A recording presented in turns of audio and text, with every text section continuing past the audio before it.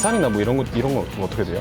한 수십억? 수십억이요? 처음에 믿지도 않았어. 이거 뭐 사기 아니야? 이게 진짜더라고요. 대출이 80%가 나오는 거예요. 네. 근데 지금도 그래요. 낙찰받아서 팔고, 낙찰받아서 팔고, 3개월 내에 계속 돌리는 거죠. 3천만 원 정도 하나 팔면, 그게 순수익인가요? 네, 순수익이야. 어떤 무엇보다 좀 괜찮다고 생각되네요. 진짜 돈이 없어도 되니까. 그쵸? 너무 신기하죠. 대표님 아드님은 한 달에 50만 원씩 내려면 좀 그래도 부담이 좀 되겠어요. 이게. 아이고, 아니에요. 얘는 또 딴 데서 월세를 받아. 아들이 낙찰을 받았어요. 월세를 받는다고. 딴 데서 나보다 더 받아요. 걔는 한 달에 100, 120씩 받더라. 그것도 몇 살 때야? 23살 때인가 아마 받은 것 같아. 얘가 아마 한 500 정도 돈이 들어갔던 것 같아요. 여기 반지야. 월세가 100에서 120 나오는 집이에요. 이게 4천만 원짜리 집이에요. 4천만 원짜리 집이에요. 자기가 횟집에서 알바를 해서 700만 원을 번 거예요. 그 돈 갖고 한 거예요. 지금까지 월세 받은 것만 3천이 넘어요. 얼마나 되셨는데 이게? 지금 한 4년 정도 된 것 같아요. 월세가 이만한 게 어딨어요. 한 달에 지금 100만 원이 넘게 월세 나오는 이유가 있어요. 이유가 뭐예요, 그래도? 여기가 그냥 월세가 아니고 하고 있거든요.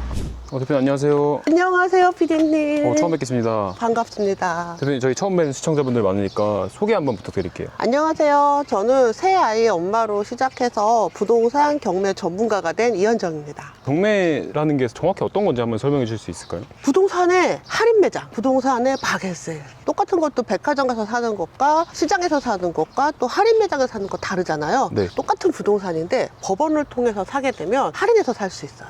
어떻게 근데 똑같은 부동산을 개인이 안 팔고 법원에서 파는 거죠, 그거를? 집주인이 빚을 졌는데 그 빚을 못 갚으면 법원을 통해서 매각을 하게 하거든요. 이 가격에 입찰할 사람 오세요 라고 이렇게 공개를 해요. 그리고 사람들이 저 하고 싶어요 그러면은 이제 입찰을 하는 거예요.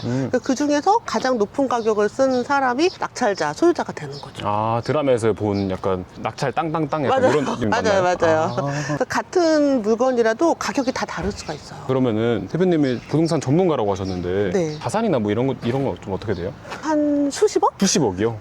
제가 3년 만에 21채의 집을 낙찰받았고요. 그 이야기를 책으로 내서 뭐 베셀도 되고 방송도 많이 나가고 그랬어요. 진짜요? 저 모르세요? 죄송합니다. 대표님 좀 오래되셨나 봐요, 경력이. 맞아요. 제가 한지 지금 18년째. 강의한 지도 14년 됐거든요. 교육도 하시는 거예요? 그럼요. 엄청 많은 분들 도와드렸어요. 그럼 대표님 통해서 좀 낙찰 받고 집 사고 이런 분들도 많이 있는 건가요? 엄청 많아요. 제가 셀 수가 없어요. 근데 어떻게 3년 만에 21채를 낙찰 받으셨다 했는데 대표님 자본금이 좀 있으셨나 봐요. 전혀 없어서 마이너스 통장으로 시작을 했고요. 첫 낙찰을 받았는데 그게 사실 잘 못 됐어. 진짜요? 망한 거예요? 바로 팔 수 있는 물건도 아니었고 가격도 아니어서 두 번째 물건부터는 제대로 하게 된 거죠. 3년이 지나고 제가 책을 쓰면서 갖고 있는 등기부등본을 세어보니까 21채더라고요. 그 중에 한 10채는 팔았거든? 21채는 넘는 거죠. 10채를 팔고도 21채가 있는 거였어요. 맞아요. 그러면 30채라고 봐도 되는 거예요. 근데 지금 또 시간이 또 지났잖아요. 네. 그래서 팔고 사고 그래서 맨날 이제 몇 채 있으세요? 그렇게 물어보는데 네. 저도 1년에 한 번 카운트해요. 그거 다 세어보지 않는구나. 네, 2월 달에 그 세금 신고 하거든요. 그때 이제 카운트 하는 거죠. 작년에 카운트 네. 할 때 11채 있었어요. 작년엔 11채 있었고 네. 이게 1년마다 계속 이렇게 뒤바뀌는 거고. 맞아요.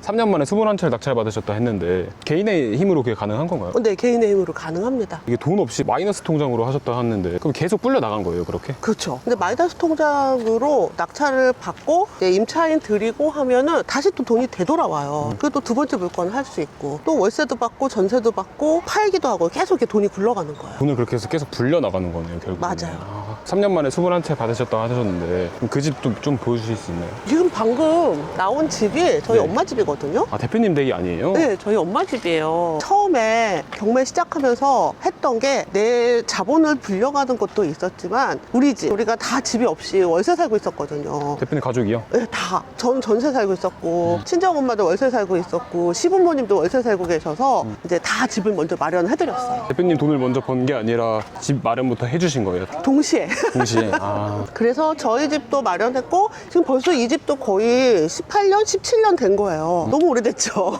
꽤 오래됐네요, 아파트인데. 거의 한 5번째 안쪽으로 낙찰을 받았던 것 같아요. 그래서 지금 이 집에는 그때부터 계속 친정엄마가 살고 계세요. 대표님 댁도 그러면 낙찰 받아서 들어간 건가요? 저도 그랬죠. 거기 지금 전세에 놓고 있고요. 그럼 이 근처에 대표님 댁도 좀 있으면 그것도 좀 소개시켜 줄 수 있나요? 맞아요. 요 근처에만 4개 있네요. 4개요? 네. 그럼 거기도 다 다른 스토리가 있는 거죠? 다 다르죠. 오, 가볼까요, 그럼 거기도? 한번 가볼까요? 오, 좋습니다. 가시죠. 대표님은 처음에 부동산은 시작하셨잖아요. 그 시작하신 이유가 따로 있으실까요? 사실 부동산을 하려고 한 게 아니라 돈 벌려고 하려고 하다가 보니까 경매를 하게 됐어요. 돈 버는 방법이 좀 많았을 거 아니에요. 그 중에서 하필 이 부동산을 택하게 된 이유가 있는지.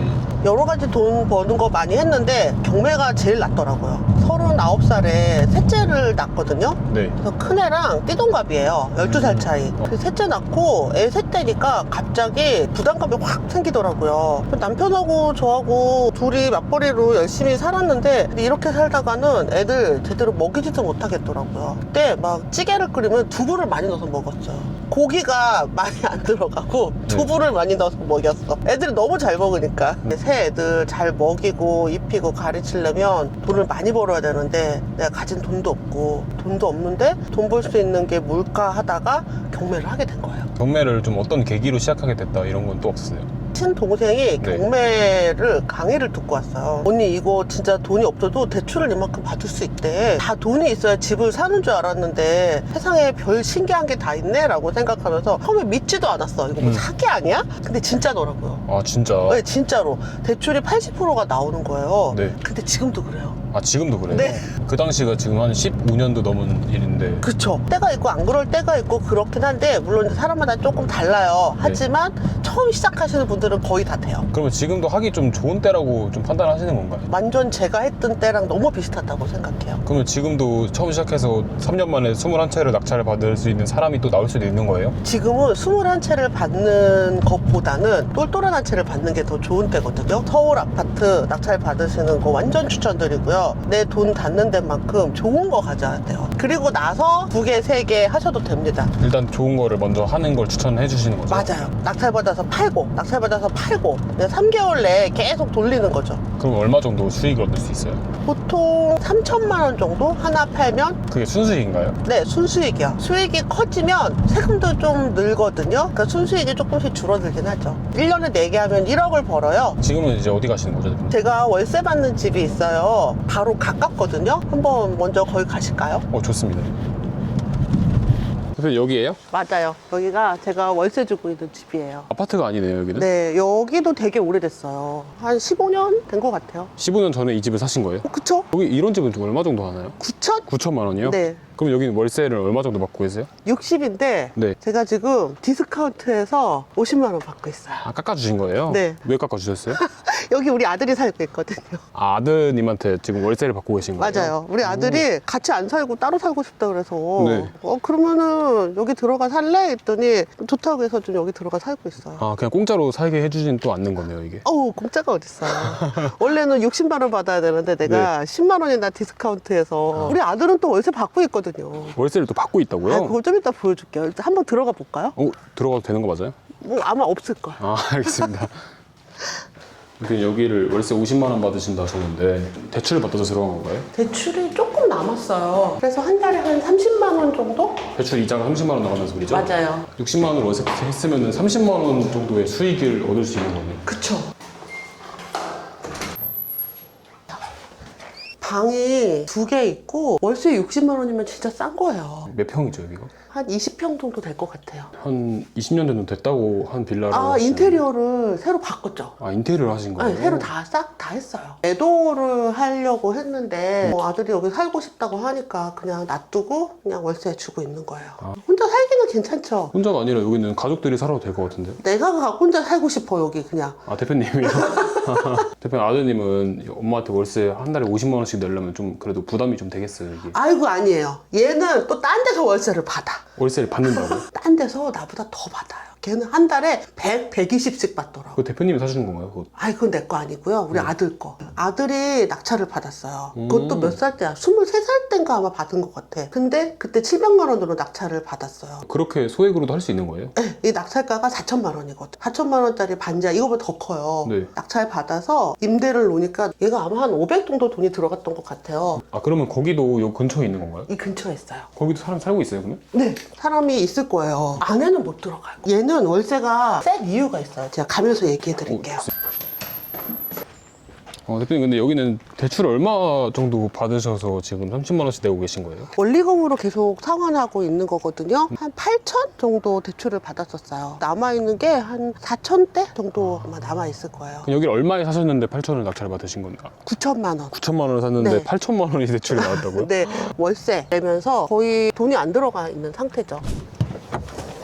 여기에요. 여기 반지하. 월세가 100에서 120 나오는 집이에요. 반지하예요? 네, 맞아요. 여긴 좀 많이 오래된 것 같은데 얼마나 됐어요 여기는? 아, 몰라. 진짜 오래됐어요. 얘 4천만 원 낙찰받은 애예요. 여기 수리를 싹 했죠. 수리하는데 1,500 들었어요. 샤시부터 안에 실내를 싹 다 고쳐서 깨끗하고 예쁘게 만들었어요. 그러면 그건 대출을 얼마 나왔다고 하셨죠? 3천 얼마 나왔던 것 같아요. 그래서 내 돈이 아까 700만 원 정도 드셨다고. 맞아요. 내 돈 700만 원이 딱 들어갔고요. 우리 아들이 낙찰받은 거거든요. 자기가 횟집에서 알바를 해서 700만 원을 번 거예요. 그 돈 갖고 한 거예요. 그 돈 가지고 여기를 지금 투자를 하신 거예요? 그쵸. 그 돈 갖고 할 수 있는 게 이 집밖에 없었어. 4천만 원짜리가 없잖아요. 반지하를 그래서 하신 거구나. 그래서 싫다는데 이거 어떡하냐. 너가 돈이 없는데 반지하밖에 못한다. 어쩔 수 없이 반지하를 했어요. 수리를 싹 해서 임대를 놨는데 2천에 50만 원의 임대가 나갔어요. 수리할 때 돈이 들었을 거 아니에요. 네. 돈이 없으니까 제가 돈을 빌려줬어요. 네. 보증금 2천만 원 받아서 그 돈을 저한테 다시 갚았죠. 무자본으로 할 수 있는 투자가 그럼요. 거의 돈이 안 들었어요. 근데 이 집에서 지금까지 월세 받은 것만 3천이 넘어요. 얼마나 되셨는데 이게? 지금 한 4년 정도 된 것 같아요. 아 이거 계속 갖고 계신 거네요 결국은? 월세가 이만한 게 어딨어요. 한 달에 지금 100만 원이 넘게 월세 나오는 이유가 있어요. 이유가 뭐예요? 여기가 그냥 월세가 아니고 단기 임대를 하고 있거든요. 아 에어비앤비 하시는구나. 에어비앤비가 아니고요. 33M2라고 있어요. 33M2요? 33M2라고 해서 네. 단기 임대를 하는 플랫폼이 있어요. 이 집에 월세를 내시는 분들은 이 인근에 출장을 오시는 분들이 많아요. 혼자 오면은 여관이나 모텔에서 묵으실 텐데 한 달씩, 두 달씩 이렇게 있으면서 여러분이 회사 사람들이 오잖아요. 조금 방이 있는 집이 필요한 거예요. 투룸에 거실 있고 우리 아까 우리 아들 집하고 비슷하거든요. 아 크기는 비슷한 거예요? 그거보다 조금 더 커요. 넓으니까 씻을 수도 있고 먹을 수도 있고 하니까 잘 나가요. 너무 잘 나가요. 아 그래서 아까 100만 원이라고 월세가. 맞아요. 일주에 30만 원이에요. 방금 말씀해주신 그 33M2라는 에어비앤비랑은 뭐가 다른 거죠? 에어비앤비는 외국인들이나 관광객들을 위한 숙소라고 보면요. 33M2는 굉장히 다양해요. 국내에 있는 분들이 많이 이용을 하세요. 그리고 에어비앤비는 하루 이틀 이렇게 짧게 가잖아요. 이 33M2는 최소 거주 기간이 2주로 세팅이 되어 있어요. 청소나 관리하는 게 훨씬 쉽죠. 청소나 이런 거를 하루 이틀 만에 안 해도 되고 1, 2주만 와서 해도 되니까. 그쵸. 게다가 좀 길게 오시는 분들도 많거든요. 두 달씩 계시는 분들은 그동안에 신경 쓸 게 없어요. 그냥 아예 신경 안 써도 되고 그냥 월세만 들어오는. 맞아요. 한번 여기 현관 한번 보여드릴까요? 우리 못 들어가니까. 지금 여기가 수리를 한 우리 집이고 여기는 이제 원래 수리 안 한 집이죠. 상태가 안에도 깨끗하게 잘 돼 있어요. 동네에서 아마 상태가 제일 좋을 거예요. 인테리어를 1,500이나 들여서 하셨으니까. 아니 이게 넓어서 그것보다 더 돈이 많이 드는 건데 반 셀프를 한 거죠. 페인트 칠 직접 하고 많이 아껴서 했어요. 여기서 월세 100만 원이나 나오면 진짜 120. 120만 원이에요. 와 대박인데요 진짜로. 제가 처음 낙찰받은 집도 요 근처에 있거든요. 그 집에서 10년을 넘게 살았어요. 제가 첫 낙찰받은 집. 그것도 보실까요? 거기도 살고 계세요 대표님이? 전세 주고 있어요. 아 되게 다양하게 하고 계시네요 대표님. 그러네. 네. 아우. 대표님 여긴 아파트로 오셨네요? 제가 처음 낙찰받았던, 첫 낙찰받았던 아파트예요. 여기 1층이요? 네, 맞아요. 경매를 알고 나서 2달 만에 낙찰을 받은 거예요. 그래서 시세 파악을 잘 못해갖고 안 싸게 받은 거예요. 얼마에 받으셨는데? 1억 9천. 32평이요. 그 여기 수도권 아닌가요? 수도권이긴 한데 여기 굉장히 저렴하거든요. 더 저렴하게 받았어야 돼, 사실은.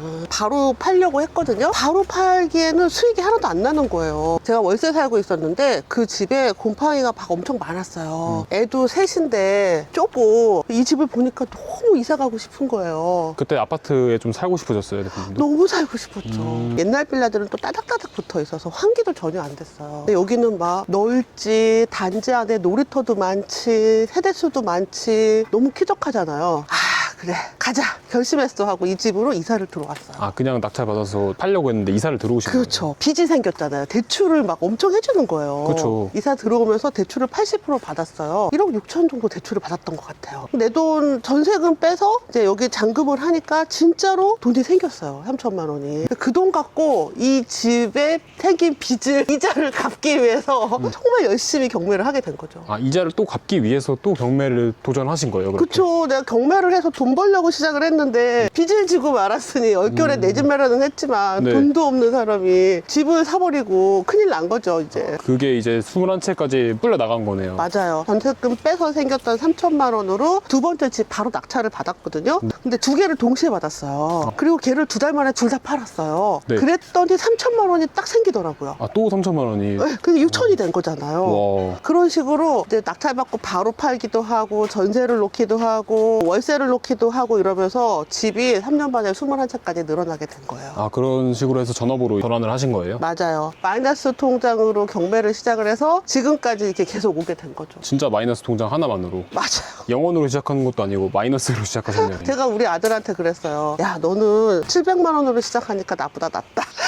대표님, 그럼 여기 지금 안 살고 계신다 하셨잖아요. 네. 여기는 그럼 판매하셨어요? 여기 지금 전세해주고 있어요. 여기 한 2억 5천? 아, 1억 9천에 낙찰 받으셨는데? 아, 원래 이제 집 가격이 시간이 지나면 오르는 거니까 네. 진짜 싸게 주고 있는 거예요. 이 집으로만 돈도 많이 버셨겠네요, 그래도. 이 집을 팔진 않았으니까 네. 뭐 돈을 벌었다고 할 수는 없는데요. 근데 돈이 들어가진 않았죠. 대출도 이제 없잖아요. 전세로 하는 거니까. 네. 이렇게 하나씩 늘려가는 거예요. 자산이 커지는 거죠. 내 돈이 안 들고. 대표님 처음 했을 때랑은 조금 비슷한 시기다라고 말씀하셨는데 아까 그럼 지금도 대표님 방금 말씀하신 그 방법으로 좀 진행해도 괜찮은 걸까요? 지금 완전 좋은 기회라고 보고요. 사실 이 시기가 한 2년 전부터 시작이 됐어요. 부동산 시장이 움직이거든요. 2년 전에 진짜 바닥을 딱 찍었고요. 지금은 이제 상승기에 돌아섰죠. 2년 전에 시작하셨던 분들은 이미 저처럼 작은 시드를 굴려서 금액이 자산이 좀 많이 커지셨고요. 네. 그리고 지금도 늦지 않았어요. 고작 2년밖에 안 됐기 때문에 부동산 시장을 제가 뭐 감히 뭐라고 말할 수는 없지만 집이 부족한 거는 여전히 사실이고 전세, 월세 아주 씨가 말랐습니다. 지금 투자를 시작하시는 분들에게는 이런 시장이 아마 도움이 되실 거예요. 이 영상 보고 처음 시작하시려는 분들이 많을 것 같은데 그런 분들한테 도움이 될 만한 자료 같은 것도 하나 주시면 너무 감사할 것 같아요. 자료는 제가 너무 많아서 아, 왕초보가 좀 보고도 바로 따라할 만한 강의 같은 거나.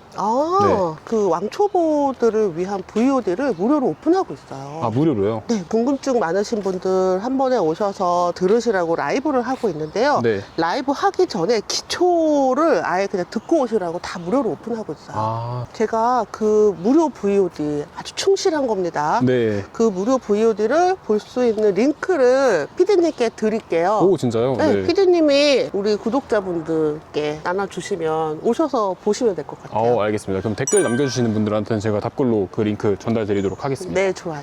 지금 저희 처음 대화 나눠봤는데 저희 시청자분들께 마지막으로 좀 용기의 한마디 주신다면 어떤 게 있을까요? 뭐든지 새로운 일을 한다는 거는 두렵고 걱정되고 이런 일들이 있잖아요. 큰 변화를 일으키려면 항상 그런 도전을 해야 된다는 말씀을 해드리고 싶어요. 경매가 생각처럼 어려운 게 아니라 진짜 재밌고 즐겁고 처음 시작하시는 분들한테 기회가 열려 있다는 이야기를 꼭 전해드리고 싶습니다. 오늘 좋은 말씀 너무 감사했습니다. 조심히 들어가십시오, 이제. 고생하셨어요, 피디님. 고생하셨습니다.